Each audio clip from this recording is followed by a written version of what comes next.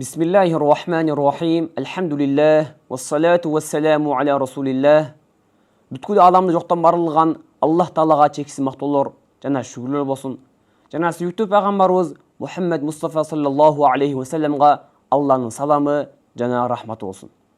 Аллахтын жардамы андан кийин устаздарыбыздын, алымдарыбыздын эбегейсиз зор менеттеринен кийин бүгүнкү күндө өлкөбүздө эң алгачкы жолу 10 кыраат илимдери 10 кыраат окулуп жатат. Албетте биз бул үчүн Аллах Таалага өтө көптөгөн шүгүр мактоолорду айтышыбыз керек.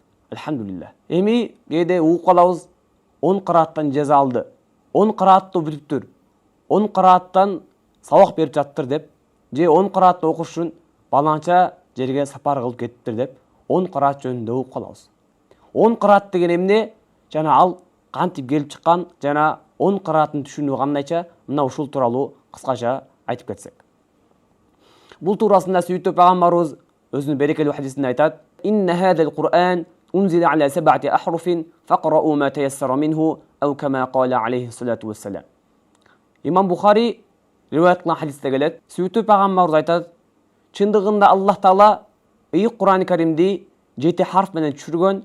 Алардын кайсынысы силерге жеңил болсо, ошонусу менен окугула" дейт. Мына ушул 7 харфтын негизинде 10 кыраат келип чыккан. 10 кыраат дегени бул ыйык Кур'ан Каримдин 10 түрдүү окулушу десек болот. 10 кырааттын келип чыгышы кандайча? 10 кыраат илими жаңы эле айтып өттүк, бул 7 харфтан келип чыккан.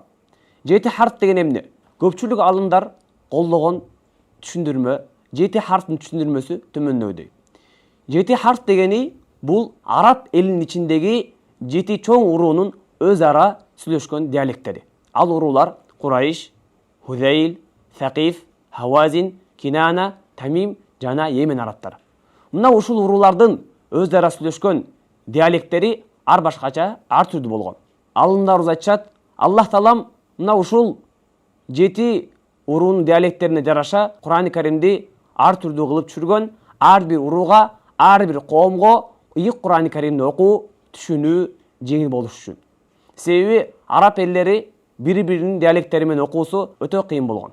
Ошондуктан Аллах Таалам жалпы эле үммөткө ыйык Кур'ан Каримди үйрөнүү, окуу жеңил болуш үчүн мына ушинтип 7 харф менен Кур'ан Каримди түшүргөн. Мына ушул 7 уруунун өз ара сүйлөшкөн диалекттеринин негизинде 10 кыраат келип чыккан. Мисалы, ыйык Кур'ан Каримдеги Духа сүрөсүндө, Хафс риваятында тагыраак айтканда, Орто Азия элинде окулган кыраат боюнча «Вад-духа» деп окулса, ал эми Хамза кыраатында же Кисаи кырааттарында «Вад-духи» деп имала эрежеси менен «э» деп окулат. Бул экөө тең туура. Себеби «Вад-духа» деп окулган бул Курайш уруусунун диалеги болсо, ал эми «Вад-духи» деп имала менен окуган бул Хузейл уруусунун диалеги болгон. Экөө тең туура, экөөсү тең менен окуу бул дурус болот. Мына ошол түрдүү диалекттердин негизинде 10 кыраат келип чыккан. 10 кыраат дегени Кур'ан Каримдин 10 түрдүү окуу ыкмасы.